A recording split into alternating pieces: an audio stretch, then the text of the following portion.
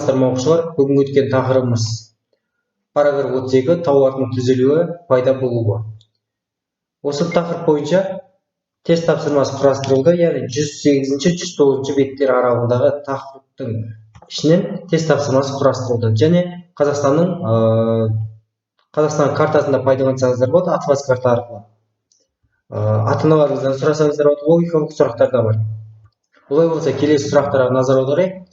Дәптерге тек сұрақты және тек жауабын ғана жазасыздар. Жер бедерін зерттейтін ғылым не деп айтылады?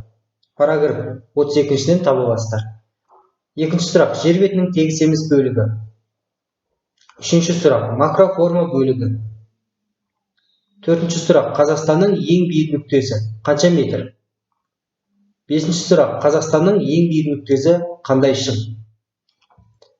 Алтыншы сұрақ, тектоникалық қозғалыстың тоқтаусыз жоғары көтерілу әсерінен таулы құрылымдарды қалыптастырушы үдеріс. Мұхит пайда болуы, мұхиттардың яғни тау түзілісі, мұздардың пайда болуы, қыраттардың пайда болуы. Қандай үдеріс екенін жазасыздар.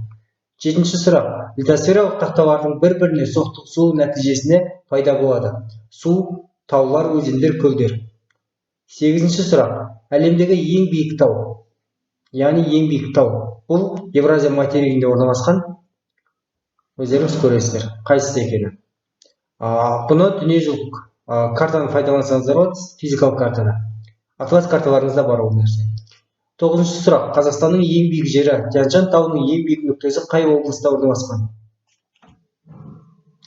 Оныншы сұрақ, Алматы қаласы қандай таудың етегінде орналасқан? Яғни Медеу, Шымбұлақ, бұлар таулы курорттық зона бар, яғни Медеу мұз айдыны, бұлар қандай тауда орналасқан?